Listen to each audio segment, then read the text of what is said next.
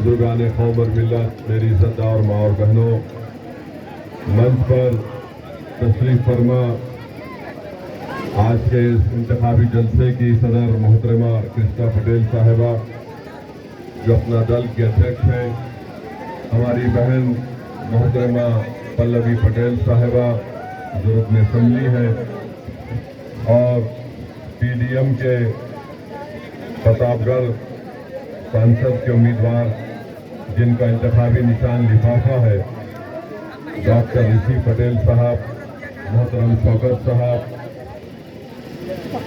सदर उत्तर प्रदेश मोहतरम जनाब इसरार अहमद साहब, नैयर खादर साहब, मैं आप तमाम का शुक्रगुजार हूँ कि आप अपना कीमती वक्त निकाल कर आज यहाँ पर आए, क्योंकि मगरिब का वक्त अनकरीब में शुरू होने वाला है। मैं चंद मिनट में अपनी बात को आपके सामने रखकर यहाँ से रुखसत हो जाऊँगा, ताकि हम सब लोग जाकर मगरिब की नमाज को अदा कर सके। आप जानते हैं कि पीडीएम के उम्मीदवार का इंतखाबी निशान लिफाफा है, और इसको बनाने का बुनियादी मकसद एक ही है कि हमको बहैसियत अक़लियत के, बहैसियत मुसलमान के उत्तर प्रदेश की सियासत में हमको अपनी क़यादत को बनाना है, हमारे वोट की कीमत और अहमियत को दिखाना है। बरसों से आपने सेकुलरिज्म के नाम पर बीजेपी और फ़िरक़ापरस्त ताकतों को शिकस्त देने के लिए आपने मुख्तलिफ सियासी पार्टियों का साथ दिया। कभी आपने कांग्रेस का साथ दिया, तो कभी आपने बसपा का, तो कभी समाजवादी का आपने साथ दिया। मगर हम आपके सामने एक मुतबादिल को पेश कर रहे हैं, जिसमें पिछला दलित और मुसलमान को साथ लेकर उत्तर प्रदेश की राजनीति में हम अपना हिस्सा हासिल करना चाहते हैं।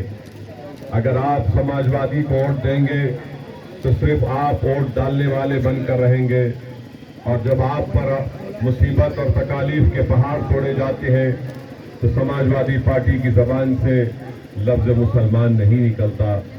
भारत की राजनीति में आप देख चुके कि हमारे वजीर आजम नरेंद्र मोदी सिर्फ ज़बानी खर्च के लिए कहते हैं सबका साथ, सबका विकास, मगर आप सच्चाई को जानते हैं कि जब से इस देश के प्रधानमंत्री नरेंद्र मोदी बने हैं, उन्होंने एक मंसूबाबंद तरीके से भारत की सियासत और राजनीति से मुसलमानों को गैब करके रख दिया। आज आप बीजेपी के एडवर्टाइजमेंट उठाकर देख लीजिए, वहां पर लफ्ज मुसलमान तो छोड़िए, लफ्ज अक़लियत भी आपको नजर नहीं आता। तो मेरी आपसे गुजारिश है कि आप मुत्तहदा तौर पर आने वाली 25 तारीख के दिन आप पीडीएम के उम्मीदवार को अपना वोट देकर कामयाब करिए। डरने और घबराने की जरूरत नहीं है आपको। आप जानते हैं कि अगर आप भारत की राजनीति में अगर आप अपना मुकाम हासिल करना चाहते हैं, अगर आप एक इज्जत और की जिंदगी गुजारना चाहते हैं, मैं आपसे अपील कर रहा हूं कि आप मुत्तहदा तौर पर अपनी सियासी क़यादत को बनाइए। ना समाजवादी ना बीजेपी इन तमाम बातों को कबूल करने के लिए तैयार है। भारत के वजीर आजम है और कहते हैं कि मुस्लिम बहनें ज्यादा बच्चे पैदा करते हैं। भारत के वजीर आजम है और कहते हैं कि हमारे हिंदू बहनों के गले से मंगलसूत्र निकालकर मुसलमानों को दिया जाएगा। भारत के वजीर आजम है और 17 करोड़ अवाम के ताल्लुक से वजीर आजम कहते हैं कि हम घुसपैठी हैं, जिहादी हैं। कोई यहाँ का उत्तर प्रदेश का मुख्यमंत्री कहता है कि किसी की आत्मा आ गई है, वो हो रहा है। याद रखिए, अगर आप अपनी क़यादत नहीं बनाएंगे तो फिर हमको या तो ऐसा जहर दिया जाएगा जिससे हमारी जल्दी मौत हो जाएगी, या फिर ऐसा स्लो पॉइजन दिया जाएगा कि वो स्लो पॉइजन से भी हमारी मौत होगी। तो सियासी तौर पर हमको जिंदा रहने के लिए मैं आपसे बार बार कह रहा हूं, मैं हमेशा उत्तर प्रदेश आता रहा और आपसे ही बात को कहता रहा। बाज़ ने यकीन किया, बाज़ ने सिर्फ जलसे में आकर मेरी बात को सुनकर चले गए। मगर बताइए आप, 2014 का लोकसभा का चुनाव, 17 का विधानसभा का चुनाव, 19 का लोकसभा चुनाव और 2022 का विधानसभा चुनाव, अगर मैं आपसे कहूंगा कि क्या आपने बीजेपी को वोट दिया, तो आप सब हाथ उठाकर कहेंगे कि हमने वोट नहीं दिया। अगर मैं आपसे पूछूंगा कि तुमने वोट क्यों दिया समाजवादी को, तो आप कहेंगे कि वो बीजेपी को हराने के लिए दिया। मगर बताइए आपका वोट कहां चला गया है? तो मेरे अजीज दोस्तों और बुजुर्गों, मेरी आपसे अदबन गुजारिश है कि आज आपके दरमियान में एक मुतबादिल है, एक विकल्प है। बीजेपी को अगर कोई रोक सकता है तो ये पीडीएम का इत्तेहाद रोक सकता है, जिसमें पिछला भी है, अगर आप समाजवादी पार्टी को वोट देंगे तो सुनिए वक्त कम है, अगर आप समाजवादी पार्टी को वोट देंगे तो आप सिर्फ उनके यादव परिवार को मजबूत कर रहे हैं। बताइए आज आप देखते हैं कि यही इलाहाबाद में एक शख्स जिसको कोर्ट ने सजा दे दी गई थी, जिसके हाथों में हथकड़ियां थी, पुलिस की मौजूदगी में उसको हत्या कर दी गई। कोई नाम लेने तैयार नहीं था। मैंने खुलकर कहा कि अतीफ अहमद का कत्ल है ये, और कत्ल करने वालों पर एक्शन लेना चाहिए। फिर आप देखते हैं कि जेल में मुख्तार अंसारी, उनका परिवार कह रहा है कि उनको स्लो पॉइजन दे दिया गया। जब नाम लेने के लिए तैयार नहीं है तो वोट के हकदार कैसे बन सकते हैं आपके? बताइए आप बताइए, कब तक हम सिर्फ जिंदा रहने के लिए वोट का इस्तेमाल करेंगे? क्या हमारे इस गांव में हमारे बच्चों को शिक्षा की जरूरत नहीं है, अस्पताल की जरूरत नहीं है, इंसाफ की जरूरत नहीं है? चुनाव आएगा और सब आपके दरमियान में आकर कहेंगे कि इनका खौफ दिलाया जाएगा, बीजेपी का खौफ दिलाया जाएगा, तो कभी ये बताएंगे कि हमको वोट दो, हम तुम्हारे इबादत गाहों की हिफाजत करेंगे, हम तुम्हारे घर की हिफाजत करेंगे।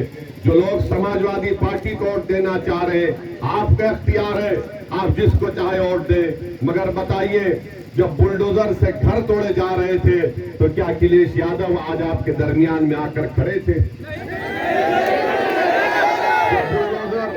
जब बुलडोजर चलाए जा रहे थे तो जावेद, सुनिए, जब बुलडोजर, सुनिए भाई सुनिए, अरे सुन तो लीजिए, जब बुलडोजर चल रहा था तो जेल को कौन जाता है? जावेद जाता है, शालम जाता है, जीशान रहमानी जाता है। ये कौन है? ये मजलिस के हमारे सिपाही हैं। इसीलिए मैं आपसे अपील कर रहा हूं। अब रहा सवाल कि प्रधानमंत्री जो बार बार ये भाषण देते हैं कि बच्चे ज्यादा पैदा कर रहे हैं, प्रधानमंत्री आपके खुद 6 भाई हैं, अमित शाह के 6 बहनें हैं। प्रधानमंत्री ये भूल जाते हैं कि भारत सरकार का डेटा यह कहता है कि मुस्लिम खवातीन का, महिलाओं का टीएफआर रेट गिरा है। हम भारत के प्रधानमंत्री को पहले भी कह चुके और आज भी कह रहे हैं कि हम किसी के गले से उतरा हुआ मंगलसूत्र लेने वाले नहीं है। हम उस मंगलसूत्र को बचाने वालों का नाम बताना। प्रधानमंत्री कहते हैं कि मंदिर को ताला लग जाएगा। प्रधानमंत्री कभी हमारे साथ चलो, आप उत्तर प्रदेश, हम आपको ऐसे फैक्ट्री दिखाएंगे कि तुमने रातों रात 500 की नोट को गायब तो कर दिया, मगर तुम्हारे इस फैसले की वजह से पूरे भारत में उत्तर प्रदेश में फैक्ट्रियों को ताला लग गया। गरीब परेशान आज भी है, कर्जों में डूब चुका है। प्रधानमंत्री ने कहते हैं कि ताला लग जाएगा। अरे बताओ, तुमने पूरे भारत में चंद घंटों में लॉकडाउन का ऐलान कर दिया, तुमने पूरे भारत को ताला लगा दिया, तो जितने उत्तर प्रदेश के नौजवान लोग मुंबई में थे, दिल्ली, हैदराबाद में थे, वो वापस अपने वतन को नहीं आ सके। यहाँ पर इसीलिए हम आपसे कह रहे हैं कि प्रधानमंत्री अपने असली एजेंडे पर आ चुके हैं और बात कर रहे हैं, सिर्फ ऐसी बातें प्रधानमंत्री कर रहे हैं। और फिर उत्तर प्रदेश के मुख्यमंत्री बोलते हैं कि फुला की आत्मा आ गई। हम जानना चाहते हैं उत्तर प्रदेश के मुख्यमंत्री से कि 500 साल हो गया उस शख्स को मरकर, उसकी आत्मा आपको कैसे मालूम यहां पर आ गई? तो मालूम हुआ कि उत्तर प्रदेश के मुख्यमंत्री को जिंदों की फिक्र नहीं है, आत्माओं की फिक्र है उनको। अच्छा, अगर आत्मा आ गई तो क्या गोडसे की आत्मा थी जिसने उत्तर प्रदेश के नौजवानों का इम्तिहान का पेपर लीक कर दिया? बताओ मुख्यमंत्री। प्रधानमंत्री ने विधानसभा के चुनाव में कहा था, तीसरे फेज के चुनाव में कहा था कि चुट्टा जानवर को मैं रोक दूंगा। प्रधानमंत्री आप दिल्ली में आराम से बैठे, चुट्टा जानवर पूरे उत्तर प्रदेश के किसानों को, खेतों को बर्बाद करते चला जा रहा है। मेरे अजीज दोस्तों और बुजुर्गों, फिर आप देखते हैं समाजवादी पार्टी आज कह रहे हैं, बड़ी बड़ी बातें कर रहे हैं, इनके बस की बात नहीं है। अगर पीडीएम को आप कामयाब करेंगे और इंशाअल्लाह पीडीएम के एमपी बनेंगे, अगर भारत में चुनाव के बाद नरेंद्र मोदी से हटकर किसी और को प्रधानमंत्री बनने का मौका मिलेगा, बीजेपी की पार्टी को छोड़कर, तो मैं जिम्मेदारी से कह रहा हूं कि हम उसकी तारीफ करेंगे। हम भी चाहते हैं कि हमारा देश ना बने। तो मेरे आप तमाम से, मेरे भाई सुनिए भाई, सुन तो लीजिए। हमारे आप अपने वीडियो रिकॉर्डिंग करने के लिए नारा लगा रहे, मत करिए आप ये। सुन तो लीजिए हमारी बात। अगर आपका एमपी जीत कर जाएगा, अगर कल भारत की पार्लियामेंट में यूनिफॉर्म सिविल कोड, यकसा सिविल कोड का बिल लाया जाएगा, तो क्या अखिलेश यादव खड़े होकर उसकी मुखालिफत करेंगे?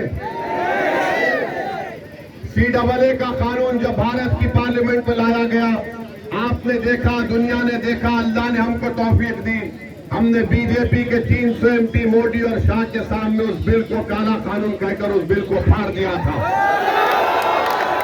तलाक का गलत कानून लाया गया जो मुस्लिम महिलाओं के खिलाफ है। पूछिए लोगों से क्या कहना चाहते हैं उस पर। अखिलेश की जबान से लफ्ज मुसलमान नहीं निकलता, कभी नहीं निकलेगा, याद रख लो आप मेरी इस बात को। ये सिर्फ वोट लेना चाहते हैं, मगर आपकी तकालीफ को दूर करना नहीं चाहते। ये वोट लेना चाहते हैं ताकि सत्ता की राजनीतियों में, महलों में इनका महल तामीर हो जाए, मगर आपकी क़यादत को देखना नहीं चाहते। तो मैं आपसे अपील कर रहा हूं कि 25 तारीख के दिन लिफाफे के निशान पर आप बटन दबाकर पीडीएम के इस इत्तेहाद को कामयाब करिए। और हमने ये इत्तेहाद जो बनाया है सिर्फ पार्लियामेंट के चुनाव के लिए नहीं, बल्कि इंशाअल्लाह ताला आने वाले लोकल बॉडी के जिला परिषद के चुनाव में भी और विधानसभा के चुनाव जब होंगे, हम अपनी बहन के साथ आज खड़े हैं, इंशाअल्लाह ताला कल भी उनके साथ खड़े रहेंगे। तो मेरी आप तमाम से अपील है कि 25 तारीख के दिन सुबह के अवलीन वक्त में अपने घर से निकलकर अपना एक वोट का इस्तेमाल करिए, अपने इत्तेहाद का सबूत दीजिए और डरने और घबराने की जरूरत नहीं है। इंशाअल्लाह ताला याद रखिए मेरी इस बात को, फिरौन को भी, नमरूद को भी बड़ा जाम था कि मेरा इख्तिदार खत्म नहीं होगा, मगर दुनिया ने देख लिया कि फिरौन भी मिट गया, नमरूद भी मिट गया। इंशाअल्लाह ताला वक्त के फिरौन और नमरूद मिटेंगे। आप तमाम का फिर से शुक्रिया, क्योंकि मगरिब का वक्त हो चुका है, तो आपका बहुत बहुत शुक्रिया कि आप यहाँ पर आए।